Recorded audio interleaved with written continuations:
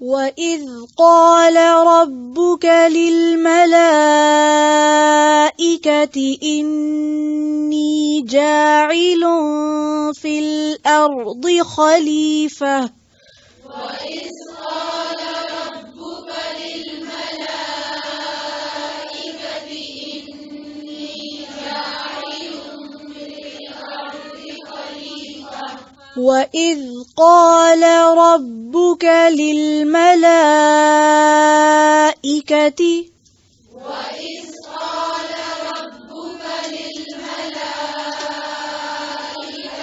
پھر سے پڑھیں ذال کو نرمی سے اور للملائکتی حمزہ کو واضح کریں پھر سے وَإِذْ قَالَ رَبُّكَ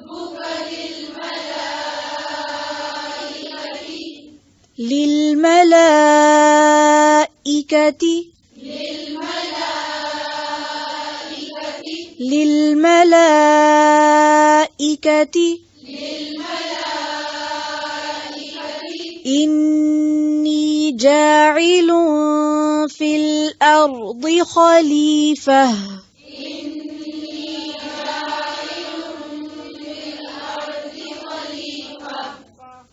جَاعِلٌ فِي الْأَرْضِ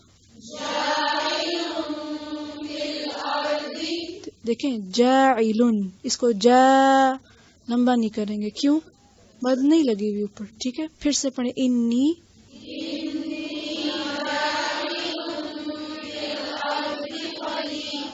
فی الارض خلیفہ پھر سے پڑھیں وَإِذْ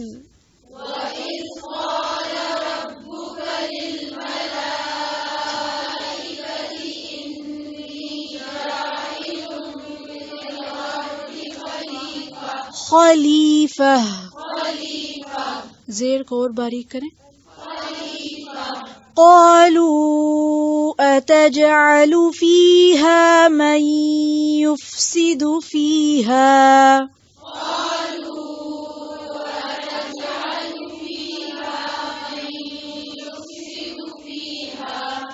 قالوا أتجعل فيها من يفسد فيها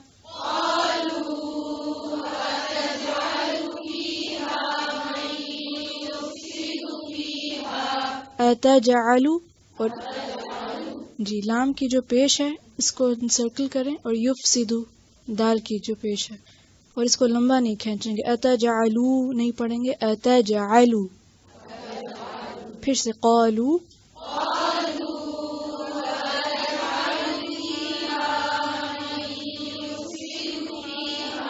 پھر سے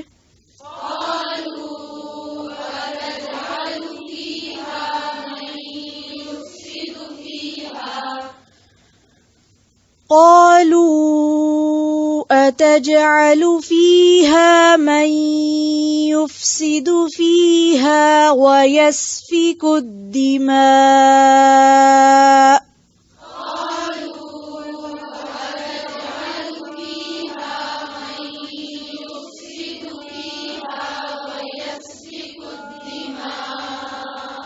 پھر سے پڑھیں ایک آواز میں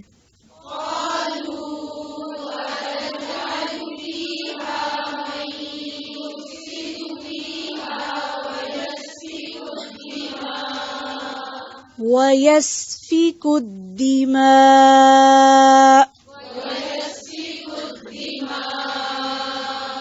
وَنَحْنُ نُسَبِّحُ بِحَمْدِكَ وَنُقَدِّسُ لَكَ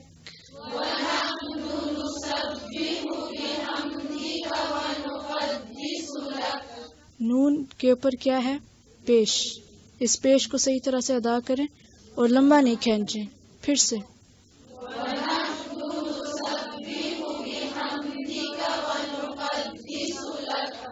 لَكَ وقف کیسے کریں گے کاف کی زبر ادا کریں گے نہیں پھر سے پڑھیں وَنُقَدِّسُ قَالَ إِنِّي أَعْلَمُ مَا لَا تَعْلَمُونَ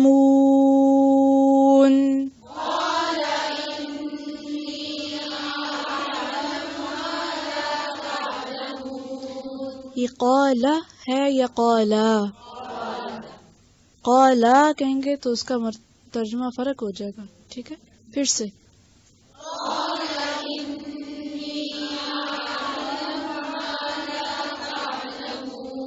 اب انی مد نظر آ رہی ہے، اس کو بھی کھینچے. پھر سے قالا.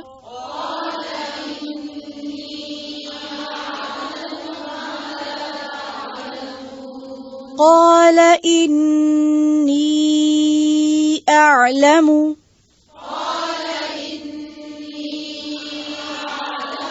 قال إني أعلم. أعلم. أعلم. پہلے حمزہ پھر عین، اس کو مارک کریں، اور جب گھر جا کے پڑھیں گے تو اس کو آرام سے پڑھیں. پہلے حمزہ پھر عین، پریکٹس کر لیں. اعلم ما لا تعلمون.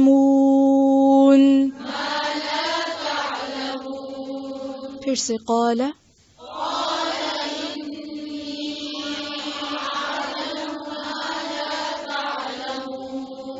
دیکھیں زبر زیر پیش کو لمبا نہیں کھینچنا. ٹھیک ہے، قال. قال. پھر سے پڑھیں قال.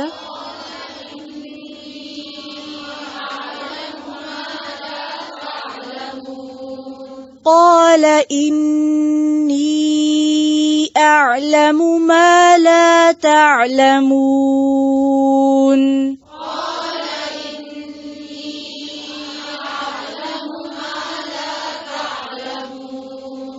تعلمون. و اور اس جب، اس کا جو لفظ ہے جہاں بھی قرآن پاک میں آئے گا، وہ بہت دفعہ آئے گا، وہاں یہ یاد رکھیے کہ اذکرو کے معنوں میں ہے. اذکرو کا کیا معنی ہوتا ہے؟ ذکر کرو، یاد کرو. یعنی اس کہہ کے کوئی بات یاد کرائی جا رہی ہے، کسی پچھلی بات کی طرف توجہ کرائی جا رہی ہے. ٹھیک ہے، اگر ہو سکے تو سادہ قرآن ساتھ کھول کر ایک ہاتھ میں رکھ لیجئے. ٹھیک ہے، ایکچولی بہت سی چیزیں انسان سمجھتا ہے کہ یہ تو انڈرسٹوڈ ہے، اس کا تو آتا ہی ہوگا طریقہ، لیکن جس طرح ایک ماں بچے کو کہتی ہے نا کہ پلیٹ آگے کرو، پانی کا گلاس یہاں رکھو، چمچ یہاں پکڑو، یہ کیوں سکھانا پڑتا ہے بچوں؟ یعنی صرف آپ یہ تھوڑی کرتے ہیں کہ پلیٹ پکڑا دیتے ہیں، کھا لو جیسے جی چاہے، گود میں رکھ لو، سر پہ رکھ لو، زمین پہ رکھ لو. کیا کرتے ہیں؟ میز کیوں لگانے کی بات کی جاتی ہے؟ میز لگانے کا طریقہ کیوں سکھایا جاتا ہے؟ کیا یہ بھی ایک آرٹ ہے، علم ہے میز لگانا؟ ہے یا جو مرضی جہاں رکھ دو؟ نہیں. کیوں؟ مینرز ہے نا. یعنی دنیا کا چیزیں کھانے کے لیے تو ہم اچھے مینرز اختیار کرتے ہیں، یعنی اس میں تو ہم جس کو ٹیبل نہ لگانا آتا ہو تو ہم کیا کہتے ہیں؟ تم نے سیکھا ہی کیا؟ اگر کوئی لڑکی میز نہ لگانا جانے، اس کے ماں باپ اس کو یہ نہ سکھائیں تو کیا کہتے ہیں عموماً؟ بس سلیقہ تم نے سیکھا ہی کیا، تمہیں آتا ہی پھر کیا اگر یہ نہیں آتا تو میرا خیال ہے کہ استاد کا فرض بنتا ہے کہ وہ یہ بھی سکھائے کہ اب کون سی چیز کس طرح پکڑنی. ٹھیک ہے، تو آپ یہ بھی کر سکتے ہیں کہ ایک سیپریٹ نوٹ بک یا ایک سیپریٹ شیٹ جس کو آپ جا کے ایک سیپریٹ فائل میں ڈال دیں، اس کے اوپر لیسن نمبر، آیت نمبر لکھ کے، ڈیٹ لکھ کے اس دن کی، اور اس دن کے روٹس آپ لکھ لیجئے. ٹھیک ہے. اچھا، سادہ قرآن میں اپنے لیے جو استعمال کرتی ہوں، میں اس لیے آپ کو بتا رہی ہوں تاکہ آپ کو فائدہ ہو. میں ٹیکسٹ روز کا صرف وہ صفحہ یا اتنا لیسن پرنٹ کر کے اپنے سامنے رکھتی ہوں. اس کی وجہ یہ ہے کہ اگر مجھے چھونا نہ ہو تو یہ پلاسٹک کے اندر ہے، مجھے ہنڈرنس نہ ہو اس کو اٹھانے کی، رکھنے کی، کہ کوئی کورڈ ٹیکسٹ ہے اس وقت. ٹھیک ہے، اور ایک پیج اٹھانا میرے لیے آسان ہے، شاید آپ کے لیے آسان نہ ہو، اور یہ تردد بڑھ جائے گا آپ کا کہ آپ اس کو الگ سے نکالیں اور پرنٹ کریں اور وہ سب کریں. لیکن میرے سامنے اگر صرف اسی دن کا لیسن ہے تو میری توجہ ادھر ادھر نہیں جاتی. اگر صرف وہی ہے جو مجھے کرنا ہے تو اس سے کیا ہوتا ہے؟ میری کنسنٹریشن بڑھتی ہے.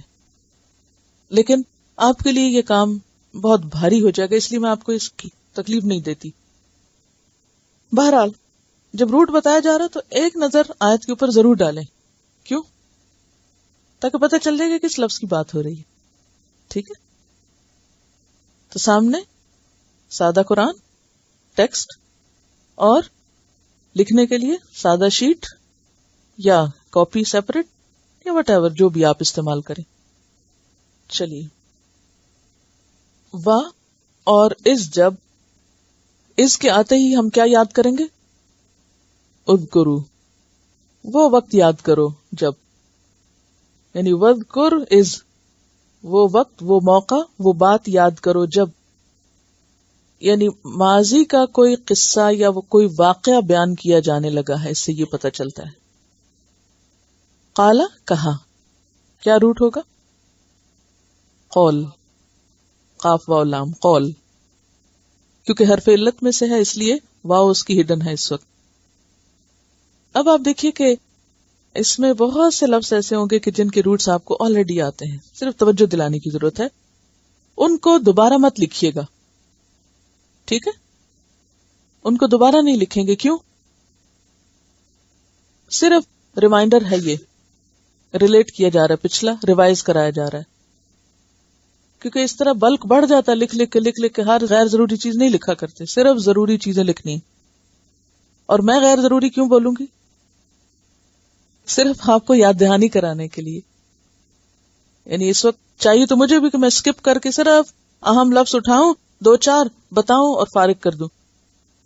لیکن چونکہ ابھی آپ اپنے سیکھنے کے ابتدا میں ہیں، اس لیے کچھ عرصے تک میں یہ کام کروں گی کہ ہر لفظ کو ساتھ لے کے چلوں گی. جب آپ کو شناخت اور پہچان ہونے لگ جائے گی، پھر صرف کہیں کہیں مشکل لفظ کا روٹ بتاؤں گی یا نئے لفظ کا. ربک، رب کا لفظ بھی آپ پیچھے پڑھ چکے ہیں، تیرے رب نے. للملائکتی، فرشتوں سے. ملائکہ کا لفظ جو ہے یہ ملک کی جمع ہے، ملک، ملک کی نہیں. ملک بادشاہ کو کہتے ہیں لیکن ملک فرشتے کو کہتے ہیں. اور اس کا جو روٹ ہے وہ الف لام کاف ہے. الک کا مطلب ہوتا ہے پیغام پہنچانا، پیغام پہنچانا. فرشتوں کا بنیادی کام پیغام رسانی ہے، اس وجہ سے ان کو ملائکہ کہا گیا. اور تے جو ہے یہ مؤنث کے لیے نہیں ہے، ٹھیک ہے؟ کہیں آپ یہ سمجھے کہ یہاں مؤنث ہیں فرشتے تو اس لیے ملائکہ تے لگایا گیا.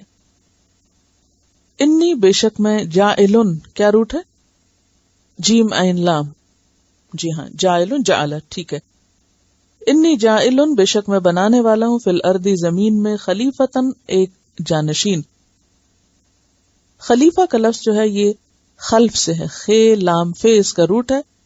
خلف پیچھے کو کہتے ہیں.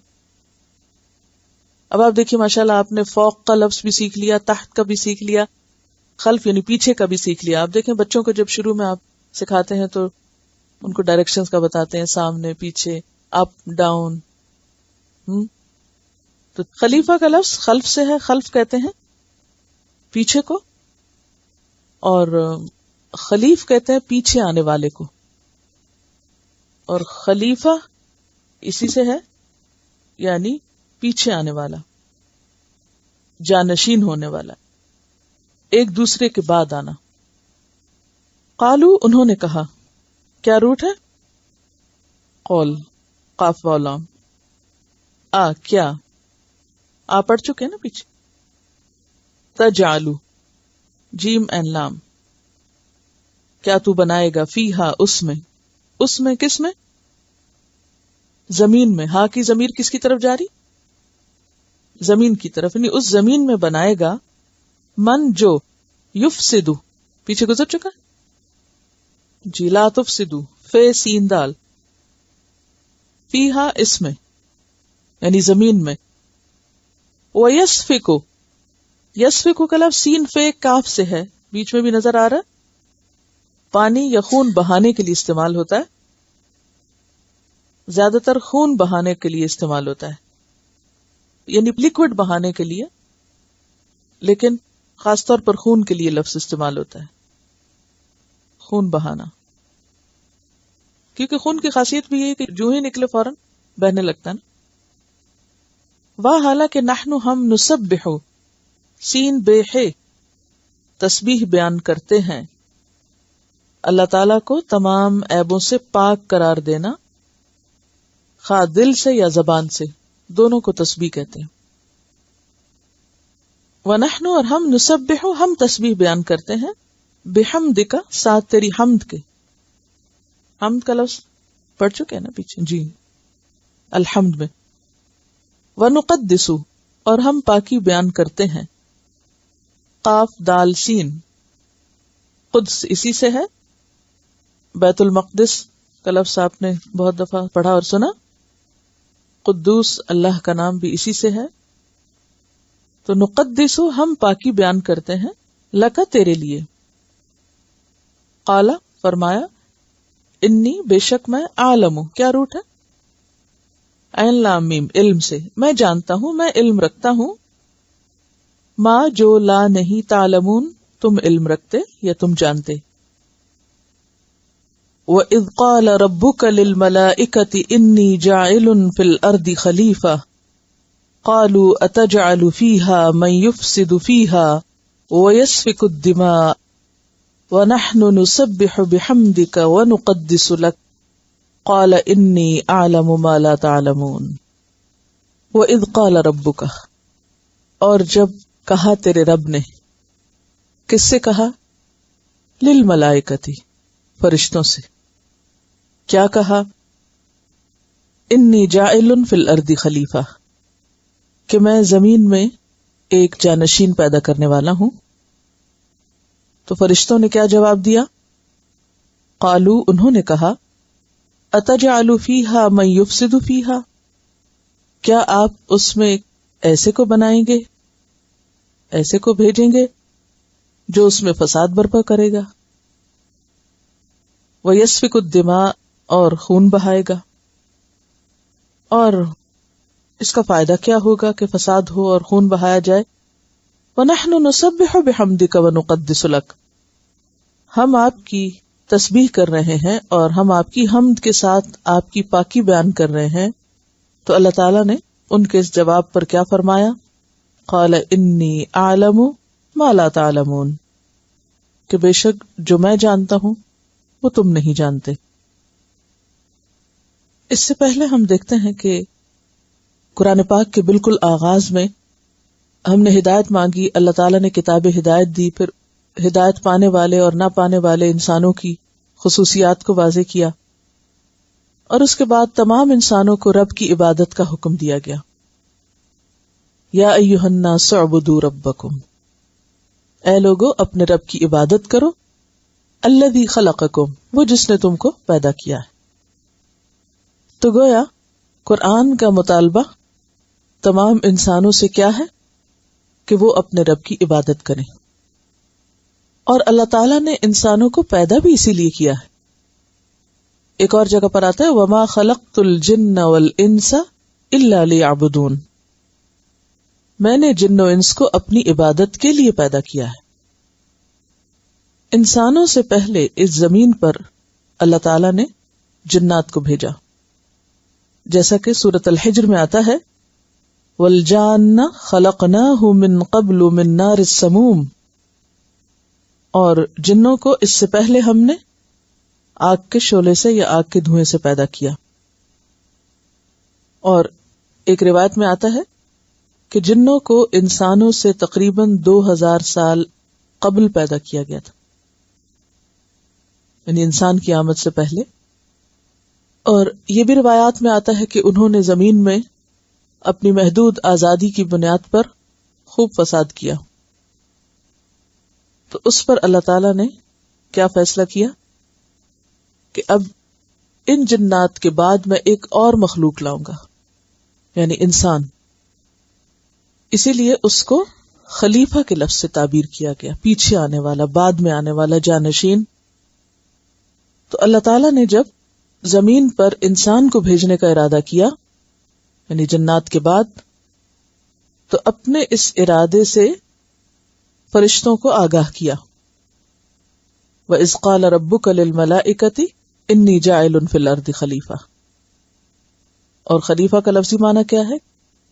کسی کے بعد اس کی جگہ لینے والا، اس کے پیچھے آنے والا.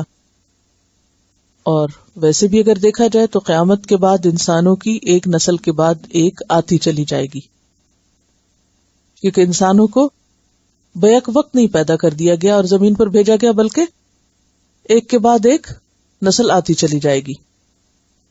یعنی زمین پہ بھیجے جانے کا طریقہ کیا ہوگا وہ بھی اس لفظ سے ظاہر ہوتا ہے. اب چونکہ اس سے پہلے فرشتے دیکھ چکے تھے کہ جنات کو آزادی دی گئی تو انہوں نے کیا کیا، اب انہیں انسان کے بارے میں بھی یہی اندیشہ ہوا کہ انسان بھی یہی کرے گا. ورنہ تو فرشتوں کو کہاں سے پتا چلا؟ فرشتے تو غیب نہیں جانتے. تو پچھلے تجربے کی بنیاد پر فرشتوں کو یہ اندیشہ ہوا کہ انسان چونکہ ایک آزاد مخلوق کی حیثیت سے پیدا کیا جا رہا ہے تو وہ اپنی آزادی کا غلط استعمال کرے گا. اور ہم دیکھتے ہیں کہ فرشتوں کا اندیشہ کافی حد تک درست تھا.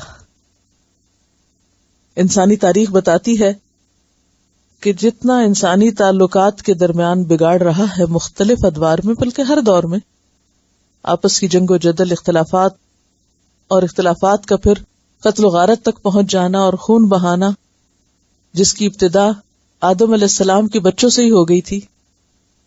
حابیل اور قابیل کا واقعہ قرآن پاک میں موجود. تو پہلا جرم قتل کا جرم ہی ہوا تھا زمین پر، یا پہلی موت جو تھی انسان کی وہ اسی ذریعے سے ہوئی تھی. تو بالکل آغاز انسانیت میں ہی یہ سلسلہ شروع ہو گیا. اب یہاں بظاہر ایسا لگتا ہے کہ جیسے فرشتے کوئی اعتراض کر رہے ہوں. قالوا اتجعل فیہا من یفسد فیہا ویسفک الدماء. تو بات یہ ہے کہ وہ صرف اپنی رائے کا اظہار کر رہے ہیں، اعتراض نہیں کر رہے. جو وہ محسوس کر رہے تھے اس کا انہوں نے اظہار کر دیا. اس سے یہ پتہ چلتا ہے کہ اللہ تعالیٰ نے فرشتوں کو اظہار خیال کی آزادی دے رکھی ہے، یعنی اپنی بات بیان کر سکتے ہیں، اپنے نقطہ نظر کا اظہار کر سکتے ہیں. اور یہی طریقہ ایک پسندیدہ طریقہ ہے. انسانوں کے لیے بھی یہی طریقہ پسندیدہ طریقہ ہے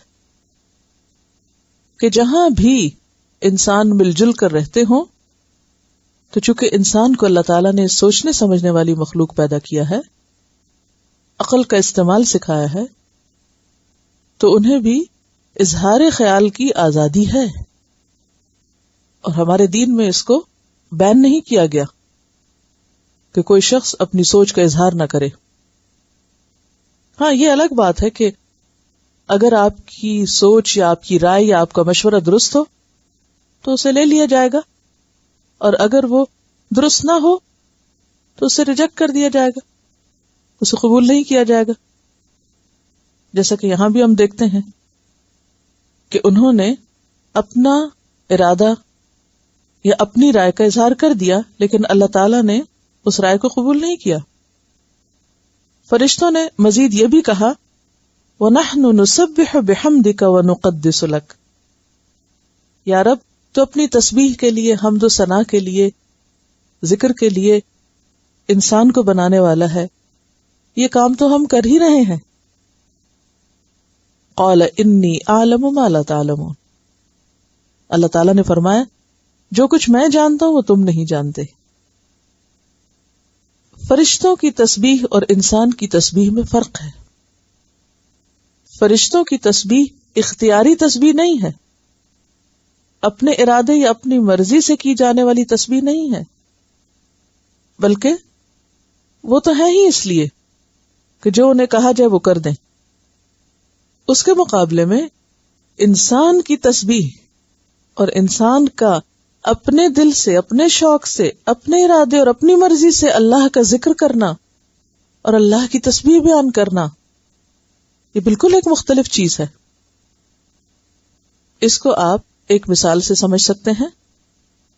مثلا ٹیپ ریکارڈر کا بولنا اپنی مرضی سے بولنا نہیں ہے، وہ کیا ہے؟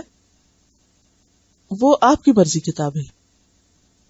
آپ نے بٹن آن کر دیا تو اس نے کیا کیا؟ بولنا شروع کر دیا. جب آپ کا جی چاہا آپ نے اس کو بند کر دیا. لیکن اس طرح کا کوئی کنٹرول کسی انسان کے لیے آپ کے ہاتھ میں نہیں کہ آپ کا جب جی چاہے بٹن دبا دیں اور اس سے تسبیح کروا لیں اور جب جی چاہے اس کو سٹاپ کر دیں. کوئی کر سکتا ہے ایسے؟ نہیں. اب ایک تو وہ ہے کہ آپ اسی طرح ٹیون کیے گئے, آپ اسی طرح بنائے گئے, آپ کا کام ہی یہی ہے, آپ کو کرنا ہی یہی ہے, وہ ایک الگ چیز ہے. اور ایک یہ ہے کہ اس کے پاس چوائس ہے. نمبر 1 کے پاس چوائس کوئی نہیں, نمبر 2 کے پاس چوائس ہے کہ چاہے تو کرے اور چاہے تو نہ کرے. تو جس کے پاس چوائس ہو پھر وہ اپنی خوشی سے تسبیح کرے تو اس کی تسبیح کے تو کیا ہی کہنے. وہ ایک دفعہ بھی جب دل سے بولتا ہے, اپنی مرضی سے بولتا ہے, تو اس کی تو قدردانی کا پھر کیا عالم, یا اس کے اس کام کی جو قدر و قیمت ہے اس کا تو کیا ہی کہنا. قال انی اعلم ما لا تعلمون. اور پھر آپ دیکھیے کہ فرشتے تسبیح کے ساتھ ساتھ بہت سے کام بھی کرتے ہیں, کائنات کا انتظام کرتے ہیں, اللہ تعالیٰ کا حکم بجا لاتے ہیں, بہت سے کاموں پہ مامور ہیں. اسی طرح انسان بھی زمین میں بہت سے کام کرتا ہے, اور جس طرح فرشتوں کا کام کرنا ان کو تسبیح سے نہیں روکتا, اسی طرح انسان کے لیے اس میں بھی ایک مثال ہے کہ ہم دنیا کے کام کاج کرتے ہوئے بھی اپنے رب کی تسبیح کر سکتے ہیں, اپنے رب کو یاد کر سکتے ہیں, اس کا ذکر کر سکتے ہیں. فرشتوں کا بس تو چوائس نہیں, ان کو تو کرنا ہی کرنا ہے. ہمارے پاس چوائس ہے کہ ہم دنیا میں رہتے ہوئے پھر اپنے رب کے ساتھ دل لگائیں اور اس کو یاد کرتے رہیں. وَنَحْنُ نُسَبِّحُ بِحَمْدِكَ وَنُقَدِّسُ لَكَ قَالَ إِنِّي أَعْلَمُ مَا لَا تَعْلَمُونَ. جو میں جانتا ہوں وہ تم نہیں جانتے. اور اس کا تعلق صرف تسبیح سے ہی نہیں بلکہ پوری بات سے ہے کہ ہاں, اگر اس زمین پر فساد کرنے والے لوگ موجود ہیں تو دوسری طرف اصلاح کرنے والے بھی ہیں. اگر ایک طرف ابو جہل اور ابو لہب ہیں تو دوسری طرف ابو بکر اور عمر بھی ہیں. ایک طرف اگر فرعون ہے تو دوسری طرف سلیمان بھی ہیں. فرعون کے پاس بادشاہت تھی, اکڑ گیا. سلیمان علیہ السلام کے پاس, داؤد علیہ السلام کے پاس بھی بادشاہت تھی, لیکن وہ اللہ کے آگے جھکے ہوئے بھی تھے. اتنے وسائل تو شاید فرعون کے پاس بھی نہیں تھے جو سلیمان علیہ السلام کے پاس تھے. اس کے باوجود انتہائی عاجز بندے تھے. اور داؤد علیہ السلام تو کتنے خوبصورت انداز میں اللہ کی تسبیح کرتے تھے کہ ان کے ساتھ پہاڑ اور پرندے اور بہت سی اور چیزیں بھی شریک ہو جاتی تھی. تو ایسی مثالیں بھی موجود ہیں. تو انی اعلم ما لا تعلمون, تمہارا علم محدود ہے. ان انسانوں میں بہترین انسان بھی ہوں گے جو اپنے ارادے اور اپنی خوشی کے ساتھ اللہ کی تسبیح بیان کریں گے. آپ دیکھیے کہ یہاں پر 2 لفظ استعمال ہوئے, ایک ہے تسبیح اور ایک ہے تقدیس. تسبیح ہے اللہ کی پاکی بیان کرنا کہ اللہ پاک ہے, یعنی تعریف کے معنوں میں. بحمدک کے لفظ خاص طور پر اس کو تعریف کے لیے خاص کر رہا ہے. نقدسو کا معنی ہے پاکی بیان کرنا, یعنی اس میں صرف تعریف کرنا نہیں, اس میں ایسی باتوں کی نفی کرنا بھی ہے.